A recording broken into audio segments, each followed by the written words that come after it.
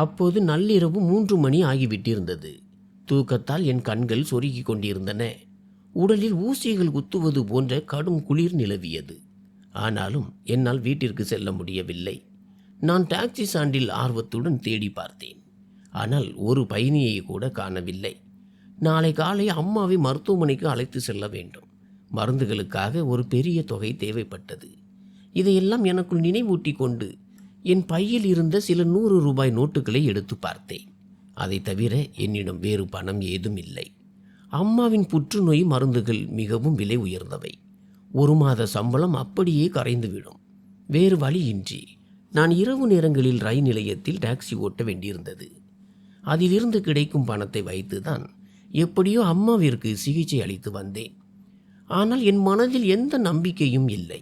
அம்மாவின் உடல்நிலை நாளுக்கு நாள் மோசமாகி கொண்டிருந்தது. அம்மாவின் கஷ்டத்தை நினைத்து என் கண்களில் கண்ணீர் வழிந்தது. அந்த பாவம் பசி பட்டினியோடு எனக்காக காத்து கொண்டிருந்து அப்படியே தூங்கி விடுவார்.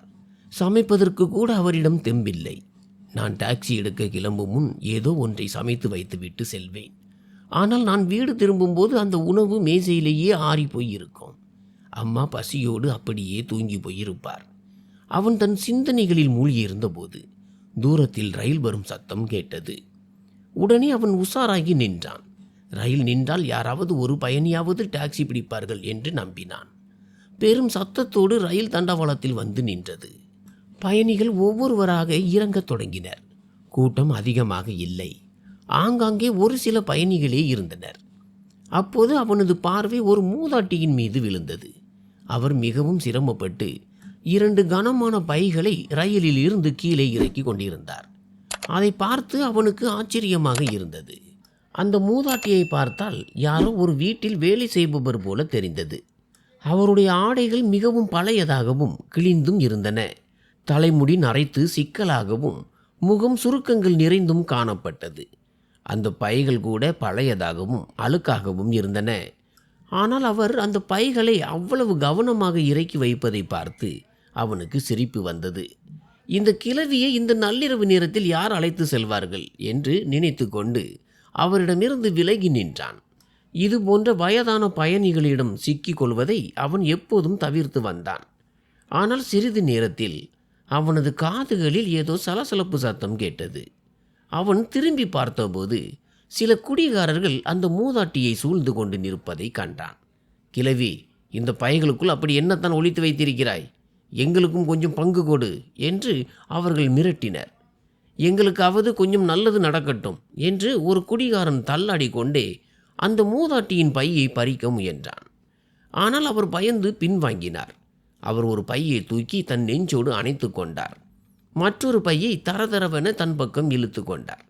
என்னை விட்டு விடுங்கள், என் வழியிலிருந்து விலகுங்கள், எனக்கு ஏற்கனவே மிகவும் தாமதமாகிவிட்டது என்று அவர் பயந்த குரலில் கெஞ்சினார். ஆனால் அந்த ரயில் நிலையத்தில் இருந்த குடிகாரர்கள் அவரை விட தயாராக இல்லை. இந்த வயதிலும் இந்த கிழவிக்கு என்ன ஒரு முடி என்று சொல்லி ஒருவன் அந்த மூதாட்டியின் தலைமுடியை பிடித்து இழுத்தான். இதை பார்த்து மற்றவர்கள் உரக்க சிரிக்க தொடங்கினர். பெண்ணுக்கு வயது முக்கியமில்லை. இளம்பெண்ணாக இருந்தால் என்ன, கிழவியாக இருந்தால் என்ன, கடைசியில் ஒரு பெண் தானே, இவளும் ஒரு பெண்தான் என்று ஒரு குடிகாரன் மற்றொருவனை பார்த்து ஜாடை காட்டினான். இதை கேட்டு அந்த மூதாட்டி மிகுந்த பயமடைந்தார். அவர் அவர்களிடமிருந்து தப்பித்து செல்ல முயன்றார். ஆனால் அவர்கள் அவரை ஒரு முறை வலதுபுறமும் ஒரு முறை இடதுபுறமாக தடுத்தனர். சில நேரங்களில் அவரது பைகளை பறிக்க முயன்றனர். அந்த மூதாட்டி பயந்து போய் தப்பிப்பதற்காக தங்களிடம் கொஞ்சம் பணம் கொடுப்பார், அதை வைத்து போதைப் பொருட்களை வாங்கலாம் என்பதே அந்த குடிகாரர்களின் எண்ணமாக இருந்தது. ஆனால் அந்த மூதாட்டி பதற்றத்தில் உறைந்து போயிருந்தார். இதை பார்த்து எனக்கு மிகுந்த கோபம் வந்தது. அவர் அவர்களின் தாயின் வயதுடையவர் அல்லவா? நான் தரையில் கிடந்த 2-3 பெரிய கற்களை எடுத்தேன். அந்த கற்களை குடிகாரர்களை நோக்கி ஓங்கி வீசினேன். யாரெங்கே? ஓடிப்பொங்கல் இங்கிருந்து, எச்சரிக்கிறேன். இனி இந்த பெண்ணை தொந்தரவு செய்தால் அவ்வளவுதான். உங்களுக்கு வெட்கமாக இல்லையா என்று கத்தினேன். உடல் வலிமையுள்ள ஒரு ஆள் தங்களை நோக்கி ஓடி வருவதைக் கண்டு குடிகாரர்கள் பயந்து அங்கிருந்து உடனடியாக ஓட்டம் பிடித்தனர். அந்த மூதாட்டி தன் பைகளை நெஞ்சோடு அணைத்தபடி கண்ணீர் மல்க என்னை ஏறிட்டு பார்த்தார். மிக்க நன்றி மகனே, நீ மட்டும் வராமல் இருந்திருந்தால் இந்த இழிவான மனிதர்கள் என்ன செய்திருப்பார்களோ என்றார். நான் ஒரு பெருமூச்சு விட்டு, அம்மா, நீங்கள் எங்கே செல்ல வேண்டும் என்று கேட்டேன். அதற்கு அவர் நகரின் ஒரு புகழ்பெற்ற ஷாப்பிங் மாலின் பெயரை கூறி என்னை அங்கே அழைத்து செல், சீக்கிரம் போ என்றார். அவர் சொன்னதை கேட்டு எனக்கு மிகுந்த ஆச்சரியமாக இருந்தது. நான் அவரை தலை முதல் கால் வரை உற்று பார்த்தேன். அவர் எந்த விதத்திலும் ஒரு வசதியான பெண்ணாக தெரியவில்லை. கால்களில் தேய்ந்து போன ஒரு பழைய செருப்பு, பழமையான ஆடைகள், கலைந்த தோற்றம். அந்த ஷாப்பிங் மாலுக்கு பின்னால் ஏழைகள் வாழும் குடிசை பகுதி இருந்தது எனக்கு நினைவுக்கு வந்தது. ஒருவேளை இவருக்கும் அந்த பகுதிக்கும் ஏதோ தொடர்பு இருக்கலாம் என்று நினைத்தேன். விருப்பம் இல்லாவிட்டாலும் நான் தலையசைத்து விட்டு அவரது 2 பைகளையும் தூக்கி காரின் பின்பகுதியில் வைத்தேன். அந்த பைகள் மிகவும் கனமாக இருந்தன. அவற்றை தூக்கும் போதே எனக்கு வேர்த்து விட்டது. அந்த மூதாட்டி அமைதியாக காரின் பின் இருக்கையில் அமர்ந்தார். நான் காரை கிளப்பினேன். கார் சிறிது தூரம் சென்றதும் அந்த பெரியவர் விம்மி விம்மி அழுவது எனக்கு கேட்டது. பயணிகளின் தனிப்பட்ட விஷயங்களில் நான் பொதுவாக தலையிட மாட்டேன். அதனால் அமைதியாக வண்டியை ஓட்டினேன். அந்த ஷாப்பிங் மால் வந்ததும் வண்டியை நிறுத்தினேன். அம்மா, எங்கே இறங்க வேண்டும்? நள்ளிரவு நேரத்தில் உங்களால் ஷாப்பிங் செய்ய முடியாது என்று கேட்டேன். ஆனால் பின்னால் இருந்து எந்த பதிலும் வரவில்லை. எனக்கு எரிச்சலாக இருந்தது. தூக்கத்தால் என் கண்கள் சொருகி கொண்டிருந்தன. நான் கதவை திறந்து கொண்டு பின் இருக்கைக்கு சென்றேன். அம்மா, உங்களை வண்டியில் தூங்குவதற்காக ஏற்றவில்லை, கீழே இறங்குங்கள், மால் வந்துவிட்டது என்று கோபமாக கூறினேன். நான் அவரை தொட்டு அசைத்த போது அந்த மூதாட்டி ஒரு பக்கமாக சரிந்து விழுந்தார். அதை பார்த்ததும் என் அறிவே மழுங்கி போனது. ஏனென்றால் அந்த பெரியவரிடம் மூச்சு காற்றே இல்லை. நான் பதற்றத்துடன் அவரது நாடி துடிப்பை சோதித்து பார்த்தேன். என் காலடியில் இருந்த தரை நழுவியது. அந்த மூதாட்டி இறந்து விட்டார். நான் பயந்து போய் அங்கும் இங்கும் பார்த்தேன். அந்த நள்ளிரவு அமைதியில் அங்கே யாருமே இல்லை. ஷாப்பிங் மாலின் விளக்குகள் மின்னி தெரிந்தாலும் அந்த இடமே வெறிச்சோடி இருந்தது. இப்போது இது என்ன புது பிரச்சனை? இவர் யார் என்று கூட எனக்கு தெரியாது. நான் அவரை சோதித்தேன். அவரிடம் பணமும் இல்லை, எந்த அடையாள அட்டையும் இல்லை. அவர் யார் என்றும் அவரது சடலத்தை யாரிடம் ஒப்படைப்பது என்றும் எனக்கு தெரியவில்லை. அவரது 2 பெரிய பைகளும் பூட்டப்பட்டிருந்தன. நான் எவ்வளவோ முயன்றும் அந்த பூட்டுகளை என்னால் திறக்க முடியவில்லை. சலிப்படைந்த நான் வண்டியை அரசு மருத்துவமனைக்கு திருப்பினேன். அங்கே ஒப்படைத்தால் அவர்களே அமைதியாக இறுதி சடங்குகளை செய்து விடுவார்கள் என்று எனக்கு தெரியும். அவரது உடலை மருத்துவமனை ஸ்ட்ரெச்சரில் போட்டுவிட்டு அங்கிருந்து வேகமாக வெளியேறி மீண்டும் காரில் வந்து அமர்ந்தேன். விடிந்து விட்டது. நான் வேலைக்கு செல்ல வேண்டிய நேரமும் ஆகிவிட்டது. எனக்கு மிகுந்த கோபம் வந்தது. பெட்ரோலும் வீணானது. அந்த மூதாட்டி 1 ரூபாய் கூட தரவில்லை. அவர் யாரோ? இவற்றை எல்லாம் யோசித்து கொண்டே நான் வீட்டிற்கு வந்தேன். உள்ளே என் அம்மா வலியால் முணங்கி கொண்டிருந்தார். கவலைப்படாதே அம்மா, இன்று இரவு நான் சீக்கிரம் வந்து உன்னை மருத்துவமனைக்கு அழைத்து செல்கிறேன் என்று கூறினேன். அவர் சோர்வாக தலையை மட்டும் அசைத்தார். டாக்ஸியை நிறுத்திவிட்டு திரும்பிய போது என் பார்வை அந்த 2 பைகள் மீது விழுந்தது. ஆனால் அப்போது என்னிடம் நேரம் இல்லை. அந்த 2 பைகளையும் தூக்கி கொண்டு உள்ளே சென்று என் அறையில் வைத்தேன். திடீரென்று என் அறையில் ஒரு விசித்திரமான துர்நாற்றம் வீசுவது போல தோன்றியது. ஆனால் அதை பற்றி யோசிக்க நேரமில்லாமல் நான் விரைவாக தயாராகி வேலைக்கு கிளம்பினேன். அங்கே எனக்காக ஒரு புதிய சிக்கல் காத்திருந்தது. என் வயதான முதலாளி உடல்நலக்குறைவால் வீட்டில் படுத்திருக்க அவரது மகன் இப்போது அந்த பொறுப்பில் அமர்ந்திருந்தார். நான் சென்ற உடனேயே அவர் என்னை கோபமாக முறைத்து பார்த்தார். அலுவலகத்திற்கு வர இதுதான் நேரமா? அப்பா எப்படிப்பட்ட ஆட்களை வேலைக்கு வைத்திருக்கிறார் என்று தெரியவில்லை. உன்னுடைய வேலை எனக்கு பிடிக்கவில்லை என்றால் சீக்கிரமே உன்னை வேலையை விட்டு தூக்கி விடுவேன் என்று மிரட்டினார். அவர் எனக்கு வேலை பளுவையும் அதிகமாக்கினார். காலை முதல் மாலை வரை வேலை செய்து என் கண்கள் தூக்கத்தால் சொருகின. மாலை 4 மணிக்கு என் மொபைலில் அம்மாவிடமிருந்து அழைப்பு வந்தது. நான் பதற்றத்துடன் ஃபோனை எடுத்தேன்.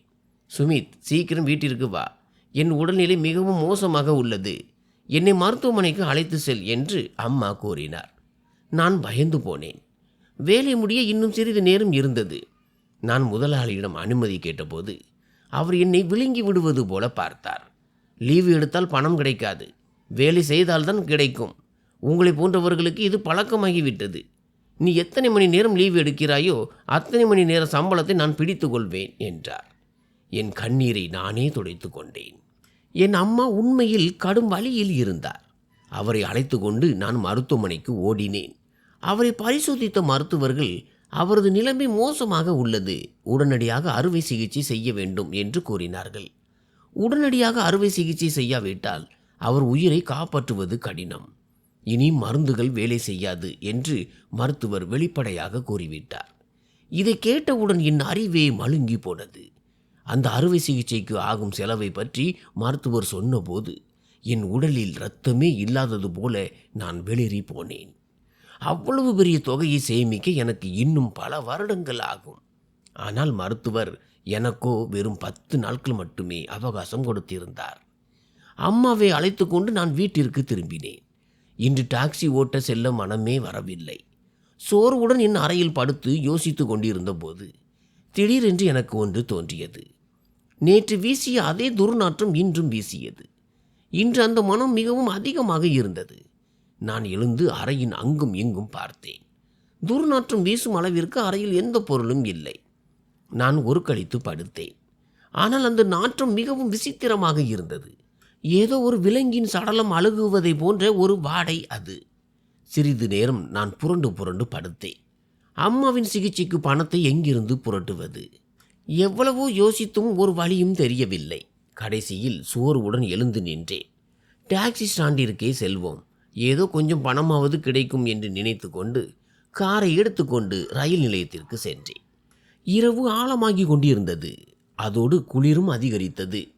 டாக்ஸி ஸ்டாண்டில் ஓரளவு நடமாட்டம் இருந்தது. ரயில் வந்து நின்றிருந்தது. அப்போது இரவு அவ்வளவு தாமதமாகாததால் நிறைய பயணிகள் இறங்கினார்கள். ஆனால் அவர்களில் ஒருவர் கூட என் வண்டிக்கு கிடைக்கவில்லை. மெல்ல மெல்ல இரவு நகர்ந்தது. நிலையத்திலும் அமைதி நிலவியது. நள்ளிரவு 2 மணி அளவில் 2 போலீஸ்காரர்களை பார்த்தேன். அவர்கள் அங்கும் இங்கும் தேடியபடி முன்னேறி வந்தனர். அவர்கள் ஸ்டேஷன் மாஸ்டரிடம் சிறிது நேரம் பேசினார்கள். ஏதோ ஒரு விஷயத்தை அவர்கள் தீவிரமாக விசாரித்து கொண்டிருப்பது போல தெரிந்தது. அவர்கள் நீண்ட நேரம் அங்கும் இங்கும் தேடிக்கொண்டிருந்தனர். அங்கிருந்த குடிகாரர்களை பிடித்து ஏதோ விசாரணை செய்தார்கள். ஒரு தருணத்தில் அந்த குடிகாரர்கள் என்னை நோக்கி சைகை காட்டி ஏதோ சொல்வது போல எனக்கு தோன்றியது. போலீஸ்காரர்கள் என்னை பார்த்ததும் நான் மிகவும் பயந்து போனேன். எனக்கு எப்போதுமே போலீஸ் என்றாலே பயம். நேற்று இரவு ஒரு மூதாட்டி என் காரிலேயே இறந்து போனது எனக்கு நினைவுக்கு வந்தது. எங்கே நான் ஏதேனும் பெரிய சிக்கலில் மாட்டிக்கொள்வேனோ என்று பயந்து மனதிற்குள் கடவுளை வேண்டிக் கொண்டே வண்டியை ஸ்டார்ட் செய்தேன். நல்ல வேளையாக போலீஸ்காரர்கள் என்னை நோக்கி வரவில்லை.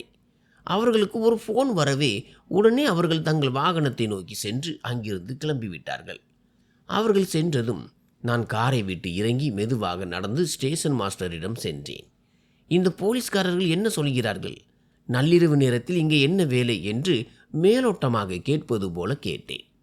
அவர் முகத்தை சுளித்து கொண்டு, நேற்று இரவு இந்த ரயில் நிலையத்திலிருந்து ஒரு மூதாட்டி காணாமல் போய்விட்டார்.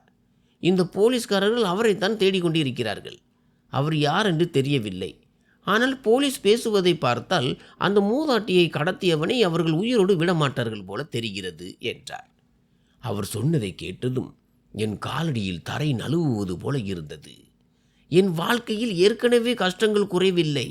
இப்போது இந்த மூதாட்டியின் சடலம் என் கழுத்தை நெருக்குகிறது. அந்த சடலம் இப்போது எங்கே இருக்கிறது என்று கூட எனக்கு தெரியாது. மருத்துவமனை ஊழியர்களே இறுதி சடங்குகளை செய்திருப்பார்கள் என்று நினைக்கிறேன். அவர் என் காரில் ஏறியது யாருக்காவது தெரிந்து விடுமோ என்ற பயம் என்னை வாட்டியது. என்னிடம் போலீசாருக்கு லஞ்சம் கொடுக்க கூட பணம் இல்லை. நான் பதற்றத்துடன் டாக்ஸியை எடுத்துக்கொண்டு வீட்டிற்கு திரும்பினேன். என் அறையில் நேற்று இருந்ததை விட இன்று துர்நாற்றம் மிக அதிகமாக இருந்தது. ஆனால் அறையில் எங்கு தேடியும் அப்படி எதுவும் தென்படவில்லை. ஒருவேளை ஏதேனும் மூலையில் எலி செத்து கிடக்குமோ என்று நினைத்தேன். எலி எங்காவது செத்து கிடக்கும் என்று எனக்குள்ளே ஆறுதல் சொல்லிக்கொண்டு தூங்க முயன்றேன். வேலைக்கு சென்றவுடன் என் முதலாளியிடம் கடன் கேட்பது என முடிவு செய்தேன். எனக்கு வேறு வழியே இல்லை. நான் கேட்ட தொகையை கேள்விப்பட்டதும் அவர் ஏதோ வேற்று கிரகத்திலிருந்து வந்தவனை பார்ப்பது போல என்னை பார்த்தார். வேலை என்று வந்தால் உங்களை போன்றவர்களுக்கு வராது. ஆனால் பணம் மட்டும் அட்வான்ஸாக வேண்டும். உன்னை பார்த்தபோதே எனக்கு தெரியும், நீ ஒரு உதவாக்கரை, சோம்பேறி என்று. பணத்தை வாங்கி கொண்டு ஓடிவிட பார்க்கிறாய். உனக்கு ஒரு ஓட்டை நயா பைசா கூட கிடைக்காது. இந்த மாத சம்பளத்தை கூட உன் வேலையை பொறுத்து தான் தருவேன் என்று கராராக கூறிவிட்டார். முதலாளி கராராக பதிலளித்ததும் என் கண்கள் கலங்கின. அம்மாவின் மோசமான உடல்நிலையும் காலியான என் பையும் இந்த உலகில் என் வாழ்க்கை ஒரு பாரம் என்பதை எனக்கு உணர்த்தியது. நான் மீண்டும் என் வேலைக்கு சென்றேன். மாலை வேலையை முடித்து கிளம்பினேன். என்னுடன் வேலை செய்பவர்களிடம் பண உதவி கேட்டேன். ஆனால் யாரிடமும் அவ்வளவு பெரிய தொகை இல்லை. அரசு மருத்துவமனையில் சிகிச்சை பெற ஒரு நீண்ட வரிசை நின்றது. அங்கே அம்மாவை அழைத்து செல்வது சாத்தியமில்லை. சிகிச்சை கிடைப்பதற்கு முன்பே அவர் இறந்து விடுவார். எப்படியாவது பணத்திற்கு ஏற்பாடு செய்ய வேண்டும். அன்று இரவு நான் டாக்ஸியை எடுத்துக்கொண்டு வெகு நேரம் அலைந்து திரிந்தேன்.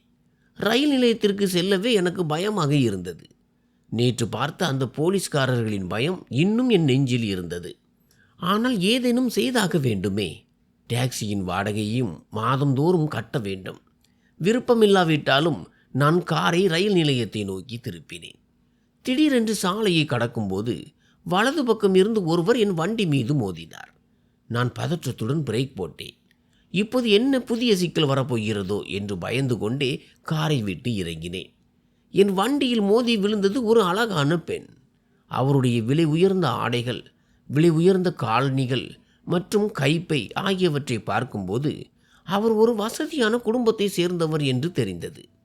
நல்ல வேளையாக அவருக்கு பலமான அடி எதுவும் படவில்லை. அவர் தன்னை சமாளித்து கொண்டு எழுந்து நின்றார். என்னை மன்னித்து விடுங்கள் மேடம், நான் உங்களை கவனிக்கவில்லை. தவறுதலாக என் வண்டி உங்கள் மீது மோதிவிட்டது என்று நான் சங்கடத்துடன் கூறினேன். அவர் மெதுவாக தலையசைத்தார். பரவாயில்லை, நானே ஒரு கவலையில் இருந்தேன். அதனால் தான் கவனிக்காமல் உங்கள் வண்டிக்கு முன்னால் வந்துவிட்டேன் என்றார். அவர் அவ்வளவு அழகாக இருந்தார். அவருடைய கவலை என்னவென்று கேட்க எனக்கு தோன்றியது. ஒருவேளை என்னால் உதவ முடியுமா என்று நினைத்தேன். ஆனால் அவர் வேகமாக சாலையை கடந்து மறுபுறம் சென்று விட்டார். நானும் காரில் ஏறி ரயில் நிலையத்திற்கு சென்றேன். இன்று போலீஸ்காரர்கள் யாரும் வரவில்லை. ஆனால் ஏன் என்று தெரியவில்லை, அங்கே இருக்கும் ஒவ்வொருவரும் என்னையே உற்று பார்ப்பது போல எனக்கு தோன்றியது. ஒரு சில பயணிகள் கிடைத்தார்கள். ஆனால் அவர்கள் போதிய பணம் தரவில்லை. ஸ்டேஷன் மாஸ்டர் தூரத்திலிருந்து என்னையே வெகு நேரம் பார்த்து கொண்டிருந்தார். பிறகு அவர் என்னிடம் வந்து, என்ன சுமித், எதையோ மறைப்பது போல தெரிகிறது. சில நாட்களாக நீ ஒரு குழப்பத்திலேயே இருக்கிறாய் என்று கேட்டார். அவர் கேட்டதும் என் காலடியில் தரை நழுவுவது போல இருந்தது. அந்த மூதாட்டியை என் காரில் தான் ஏற்றி சென்றேன் என்பது இவருக்கு தெரிந்து விட்டதோ? போலீஸ்காரர்களுக்கு நியாயம் தர்மம் கிடையாது. ஒருவேளை அந்த மூதாட்டியை கொலை செய்ததாக என் மீது பழி போட்டு என்னை சிறையில் தள்ளி விடுவார்களோ? அப்போது என் நிலை என்னவாகும்? ஒன்றுமில்லை மாஸ்டர், அம்மாவின் சிகிச்சைக்காக பணம் இல்லாமல் கவலையில் இருக்கிறேன் என்று கூறி பேச்சை திசை திருப்பிவிட்டு வேகமாக வண்டியை எடுத்துக்கொண்டு வீட்டிற்கு ஓடினேன். வீட்டின் நிலைமை மோசமாக இருந்தது. அம்மா நள்ளிரவு நேரத்திலும் கடுமையாக இருமிக் கொண்டு இருந்தார். அவருடைய உடல்நிலை மிகவும் மோசமடைந்திருந்தது. மேலும் வீட்டின் உள்ளே நுழைய முடியாத அளவிற்கு துர்நாற்றம் வீசியது. இந்த நாற்றத்திற்கு என்னதான் காரணம் என்று நான் கட்டிலில் படுத்துக்கொண்டு யோசித்தேன். அறையில் மூச்சு முட்டுவது போல இருந்தது. அப்போது என் பார்வை அறையின் மூலையில் இருந்த அந்த மூதாட்டியின் 2 பைகளின் மீது விழுந்தது. நான் திடுக்கிட்டேன். இந்த பைகளை பற்றி நான் கவனிப்பதே விட்டுவிட்டேன். அந்த மூதாட்டி இந்த பைகளுக்குள் அப்படி என்னதான் கொண்டு வந்திருப்பார்? நான் எழுந்து அந்த பைகளுக்கு அருகில் நின்றேன். அருகில் சென்றதும் எனக்கு ஒரு பெரிய அதிர்ச்சி ஏற்பட்டது. அந்த துர்நாற்றம் இந்த பைகளுக்குள்ளில் இருந்து தான் வீசிக்கொண்டிருந்தது. அந்த மூதாட்டியின் முகம் என் கண் முன்னே வந்து போனது. அவர் பார்ப்பதற்கே மர்மமாகவும் சந்தேகத்திற்குரிய வகையிலும் இருந்தார். ஒருவேளை இந்த பைகளுக்குள் ஏதேனும் பிணத்தை ஒளித்து வைத்திருப்பாரோ என்று நினைத்தபோது என் உடல் முழுவதும் ஒரு நடுக்கம் ஏற்பட்டது. நான் பதற்றத்துடன் என் அறையின் கதவை சாத்தி கொண்டேன். நான் அடுத்தடுத்து பல சிக்கல்களில் மாட்டிக்கொண்டே இருக்கிறேன். அந்த மூதாட்டியை என் காரில் ஏற்றிய அந்த நேரத்தையே நான் இப்போது சபிக்கிறேன். ஆனால் இப்போது இந்த பைகளை திறந்து பார்ப்பது மிக அவசியம். பைகள் பார்ப்பதற்கு பழையதாக இருந்தாலும் அதன் ஜிப் மூடப்பட்டு அதன் மேல் ஒரு வலிமையான பூட்டு போடப்பட்டிருந்தது. அந்த பூட்டை திறக்க எனக்கு வேறு வழி தெரியவில்லை. நான் அறையை விட்டு வெளியே வந்து சமையலறையிலிருந்து ஒரு பெரிய சுத்தியலை எடுத்துக்கொண்டு மீண்டும் அறைக்குள் நுழைந்தேன். சுமித், சுத்தியலை எடுத்துக்கொண்டு எங்கே போகிறாய் என்று அம்மா என்னை பார்த்து கேட்டார். நான் உடனே சுத்தியலை முதுகுக்கு பின்னால் மறைத்து கொண்டேன். ஒன்றுமில்லை அம்மா, நீ தூங்கு. அறையில் மெத்தையில் ஒரு ஆணி துருத்தி கொண்டு இருக்கிறது. அதைத்தான் சரி செய்ய போகிறேன் என்று அம்மாவிற்கு பொய் சொல்லி தேற்றினேன். அவர் ஒரு கழித்து படுத்து கொண்டார். நான் என்னை தற்காத்து கொண்டு மீண்டும் என் அறைக்குள் வந்தேன். 2 பைகளும் என் முன்னால் இருந்தன. நான் சுத்தியலால் ஒரு பையின் பூட்டை ஓங்கி அடிக்கத் தொடங்கினேன். பூட்டு மிகவும் வலிமையாக இருந்தது. ஆனால் சிறிது நேரத்திற்கு பிறகு அது உடைந்தது. நான் உடைந்த பூட்டை கீழே வைத்துவிட்டு பையின் ஜிப்பை திறந்தேன். அடுத்த நொடி நான் அப்படியே அதிர்ச்சியில் உறைந்து நின்றேன். பையின் உள்ளே பொருட்கள் திணிக்கப்பட்டு நிரப்பப்பட்டிருந்தன. அவை அனைத்தும் அந்த மூதாட்டியின் துணிகள். ஆனால் ஆச்சரியமான விஷயம் என்னவென்றால், அந்த துணிகள் அனைத்தும் புதியதாகவும் பளபளப்பாகவும் இருந்தன. அந்த மூதாட்டி அணிந்திருந்த துணிகளை விட இவை மிகவும் விலை உயர்ந்தவையாக இருந்தன. நான் ஒவ்வொன்றாக எல்லா துணிகளையும் வெளியே எடுத்தேன். ஆனால் துர்நாற்றம் எங்கிருந்து வருகிறது என்று இன்னும் தெரியவில்லை. ஏனென்றால் பையின் உள்ளே அப்படி எதுவும் இல்லை. சுத்தமான துணிகள். அதன் அடியில் ஒரு சிறிய பெட்டி இருந்தது. அந்த பெட்டியிலிருந்தும் நாற்றம் வரவில்லை. நான் அதை அலட்சியமாக ஒரு பக்கம் வைத்துவிட்டு 2வது பையை திறக்கத் தொடங்கினேன். அதன் பூட்டை உடைத்துவிட்டு பையை திறந்தபோது நான் என் மூக்கை இறுக்க பிடித்து கொண்டேன். துர்நாற்றம் இந்த 2வது பையில் இருந்துதான் வீசிக்கொண்டிருந்தது. நடுங்கும் கைகளால் நான் பையின் ஜிப்பை திறந்து அதை விரித்தேன். சில துணிகள் இருந்தன. அந்த துணிகளுக்கு இடையில் ஒரு பெரிய டப்பா வைக்கப்பட்டிருந்தது. நாற்றம் அதிலிருந்து தான் வந்தது. நான் நடுக்கத்துடன் அந்த டப்பாவை திறந்தேன். உள்ளே விதவிதமான உணவுகள் பைகளில் அடைத்து வைக்கப்பட்டிருந்தன. அவை உறைந்த உணவுகள். ஒருவேளை அந்த பாட்டி வீட்டு உணவையே விரும்பி சாப்பிடுபவராக இருந்திருக்கலாம். அதனால் பயணத்திற்காக இந்த உணவுகளை எடுத்து சென்றிருக்கலாம். அல்லது அவர் இந்த உணவுகளை தன் வீட்டிற்கு எடுத்து சென்றிருக்கலாம். அதிகப்படியான உணவுப் பொருட்கள் கெட்டு போனதால் தான் அறை முழுவதும் அந்த துர்நாற்றம் பரவியிருந்தது. அந்த உணவுகள் அனைத்தும் அழுகி போயிருந்தன. நான் அவற்றை வெளியே எடுத்து ஒரு பக்கம் வைத்தேன். அதை தவிர அந்த பையில் வேறு எதுவும் இல்லை. எனக்கு மிகுந்த ஏமாற்றமாக இருந்தது. நான் 2 பைகளையும் சுவரோரம் தள்ளி வைத்தேன். அந்த மூதாட்டியின் துணிகள் எனக்கு என்ன பயன் தரப்போகின்றன? நான் அந்த துணிகளை மீண்டும் பையிலேயே போட்டு வைத்தேன். அப்போதுதான் அந்த சிறிய பெட்டி என் கண்ணில் பட்டது. நான் எதேச்சையாக முன்னே சென்று அந்த பெட்டியை திறந்தேன். அடுத்த நொடி என் கண்கள் அதிர்ச்சியில் விரிந்தன. அந்த பெட்டியின் உள்ளே மிகவும் விலை உயர்ந்த நகைகள் இருந்தன. தங்கத்தாலான கனமான வளையல்கள், நெக்லஸ்கள், மோதிரங்கள் மற்றும் பல ஆபரணங்கள் இருந்தன. ஒருவேளை இந்த நகைகள் அந்த மூதாட்டினுடையவைதான். நடுங்கும் கைகளுடன் நான் அந்த பெட்டியை மூடி வீட்டின் பாதுகாப்பான ஒரு மூலையில் மறைத்து வைத்தேன். அம்மாவின் சிகிச்சைக்கான பணத்திற்கு ஒரு வழி கிடைத்து விட்டது போல தோன்றியது. எனக்கு மகிழ்ச்சியாகவும் இருந்தது. அதே சமயம் பயமாகவும் இருந்தது. இப்போது அந்த அடையாளம் தெரியாத மூதாட்டி எனக்கு மிகவும் நல்லவராக தெரிந்தார். காலையில் இந்த நகைகளை நகைக்கடைக்காரரிடம் விற்று விடுவேன். அம்மாவின் சிகிச்சைக்கு பணம் கிடைத்துவிடும் என்று நான் உறுதியாக முடிவெடுத்தேன். ஆனால் அதே நொடியில் கதவு பலமாக தட்டப்பட்டது. நான் அப்படியே நடுங்கி போனேன். போலீஸ்காரர்களின் முகம் என் கண் முன்னே வந்து போனது. இந்த நேரத்தில் யார் வந்திருப்பார்கள் என்று நான் பயந்து போய் யோசித்தேன். வெளியே மெல்ல மெல்ல வெளிச்சம் பரவ தொடங்கியிருந்தது. இரவு விடியலாக மாறிக்கொண்டிருந்தது. அம்மா தன் அறையில் வலியால் முணங்கி கொண்டே படுத்திருந்தார். நான் என் அறையின் கதவை திறந்து வெளியே வந்தேன். வீட்டின் வெளிக்கதவுக்கு அப்பால் தாழ்ந்த குரலில் ஏதோ பேச்சுக்கள் கேட்டன. வெளியே நிறைய பேர் கூடியிருப்பதை போல தோன்றியது. என் கால்கள் நடுங்கின. ஒருவேளை போலீஸ்காரர்கள் வந்து என்னை கைது செய்து விட்டால் நான் என்ன பதில் சொல்வேன்? பயத்தினால் என் நிலைமை மிகவும் மோசமானது. கதவு மீண்டும் ஒரு முறை பலமாக தட்டப்பட்டது. இம்முறை வேறு வழியின்றி கதவை திறக்க சென்றேன். யார் அது என்று நடுங்கும் கைகளை கதவின் மேல் வைத்தேன். கதவை திற, இது ரயில் நிலையத்தில் டாக்ஸி ஓட்டும் சுமித்தின் வீடுதானே என்று வெளியே இருந்து ஒரு அதிகாரமான குரல் கேட்டது. அதை கேட்டதும் நான் மீண்டும் ஒரு முறை அதிர்ச்சியில் உறைந்தேன். விருப்பமில்லாவிட்டாலும் நான் கதவை திறக்க வேண்டியிருந்தது. கதவை திறந்ததும் என் காலடியில் தரை நழுவுவது போல இருந்தது. அங்கே 3 போலீஸ்காரர்கள் நின்று கொண்டு என்னை விழுங்கி விடுவது போல முறைத்து பார்த்து கொண்டிருந்தனர். அவர்களுடன் ஒரு பெண்ணும் ஒரு ஆணும் இருந்தனர். ஆமாம், நான் தான் சுமித். நான் தான் ஸ்டேஷனில் டாக்ஸி ஓட்டுகிறேன் என்று தட்டு தடுமாறி சொன்னேன். நான் சொன்னதை கேட்டதும் போலீஸ்காரர்கள் பாய்ந்து என் வீட்டிற்குள் நுழைந்தார்கள். சில நாட்களுக்கு முன்னால் இரவு நேரத்தில் ஒரு மூதாட்டியை ரயில் நிலையத்தில் உள்ள டாக்ஸியில் ஏற்றினாய் அல்லவா? அந்த பாட்டியை எங்கே இறக்கி விட்டாய்? அவர் இதய நோயாளி, அவரை எங்கே விட்டாய் என்று போலீஸ்காரர் கோபமாக கேட்டதும் நான் நடுங்கத் தொடங்கினேன். பயந்து கொண்டே அந்த பாட்டி என் டாக்ஸியில் ஏறிய உடனேயே எப்படி இறந்து போனார் என்பதையும், நான் பயந்து போய் அவரை மருத்துவமனையில் விட்டுவிட்டு வந்ததையும் உண்மையாக கூறிவிட்டேன். போலீஸ்காரர்களுடன் வந்த அந்த மனிதர் வியப்பில் ஆழ்ந்தார். திடீரென்று அவர் தன் பாக்கெட்டில் இருந்து மொபைலை எடுத்துக்கொண்டு சற்று தூரம் சென்று பேசினார். இப்போது எனக்கு நல்லது எதுவும் நடக்கப் போவதில்லை என்று நினைத்தேன். என் கதி அவ்வளவுதான் என்று எனக்கு தெரிந்தது. ஆனால் எனக்கு பெரிய ஆச்சரியம் காத்திருந்தது. அந்த மனிதர் திரும்பி வந்தபோது அவர் முகம் மகிழ்ச்சியில் பிரகாசித்தது. மிக்க நன்றி சுமித் தம்பி. என் தாயின் சடலத்தை நீ எங்காவது அனாதையாக வீசிவிடவில்லை. மருத்துவமனை ஊழியர்கள் அவரை பிணவரையில் பத்திரமாக வைத்திருந்தார்கள்.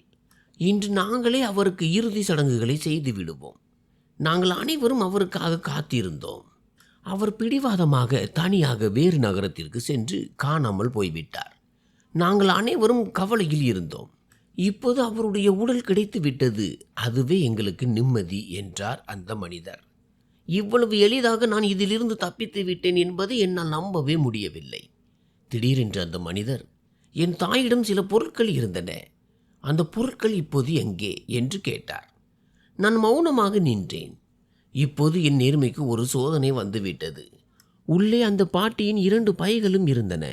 ஆனால் அந்த நகைப்பெட்டியை அந்த மனிதரிடம் கொடுக்க எனக்கு மனமில்லை. ஒரு பக்கம் என் அம்மாவின் சிகிச்சை, மறுபக்கம் எனக்கு முன்னால் நிற்கும் இந்த மனிதர்கள்.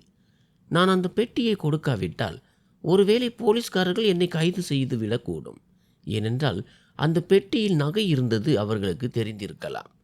வேறு வழியின்றி நான் உள்ளே சென்று அந்த நகைப்பெட்டியையும் பைகளையும் எடுத்து அவர்களிடம் ஒப்படைத்தேன். பையில் இருந்த துணிகளை பார்த்து அந்த பெண் உணர்ச்சி வசப்பட்டார். நான் அவர் முகத்தை கவனித்த போது அதிர்ச்சி அடைந்தேன். அவர்தான் அன்று என் டாக்ஸி மீது மோதிய அந்த பெண். மிக்க நன்றி, எங்கள் அம்மாவின் பொருட்களை எங்களிடம் ஒப்படைத்து விட்டாய் என்று கூறிவிட்டு துணிகளை மீண்டும் பைக்குள் வைத்துவிட்டு அவர்கள் கிளம்பினார்கள். நான் மீண்டும் வெறும் கையுடன் நின்றேன். எனக்கு கதறி அழ வேண்டும் போல் இருந்தது. உள்ளே என் அம்மா மரணத்தின் விளிம்பில் போராடி கொண்டிருந்தார். என்னால் அவருக்கு சிகிச்சை அளிக்க முடியவில்லையே என்று வருந்தினேன். அமைதியாக அறைக்குள் சென்று படுத்துக்கொண்டேன். வேலைக்கு செல்ல நேரமானது. ஆனால் இன்று வீட்டை விட்டு வெளியே செல்லவே எனக்கு பிடிக்கவில்லை. பல மணி நேரம் அப்படியே படுக்கையில் புரண்டு கொண்டிருந்தேன். திடீரென்று மீண்டும் கதவு தட்டப்பட்டது. நான் வியப்புடன் வெளியே வந்து பார்த்தபோது அதே பெண் அங்கே நின்றிருந்தார். அவர் புன்னகைத்து கொண்டிருந்தார். அந்த மூதாட்டி என் அம்மாதான். உன்னுடைய நேர்மை என்னை கவர்ந்து விட்டது. இங்கிருந்து சென்றதும் உன்னை பற்றி விசாரித்தேன். அப்போதுதான் உன் அம்மாவின் புற்றுநோய் சிகிச்சைக்காக நீ பணமின்றி தவிப்பது எனக்கு தெரிந்தது. உனக்கு பணம் தேவைப்பட்ட அந்த சூழலிலும் பையில் இருந்த நகைகளை நீ திருடவில்லை. எனவே நான் ஒரு முடிவெடுத்திருக்கிறேன். உன் அம்மாவின் முழு சிகிச்சை செலவையும் நானே ஏற்றுக்கொள்கிறேன். அதற்கு எவ்வளவு பணம் செலவானாலும் நீ கவலைப்பட தேவையில்லை என்று அந்த பெண் கூறினார். நான் திகைத்து போய் அவரை பார்த்தேன். என் கவலைகள் அனைத்தும் ஒரு நொடியில் தீர்ந்து விட்டன. அந்த பெண் சொன்னபடியே செய்தார். அம்மாவிற்கு மிக சிறந்த சிகிச்சை கிடைத்தது. அது மட்டும் இல்லாமல் அந்த பெண் தனது நிறுவனத்திலேயே எனக்கு ஒரு நல்ல வேலையையும் கொடுத்தார். வாழ்க்கை இவ்வளவு அழகாக மாறும் என்று நான் நம்பவே இல்லை. ஒரு சிறிய நற்செயல் என் வாழ்வின் அனைத்து துன்பங்களையும் போக்கிவிட்டது. நன்றி.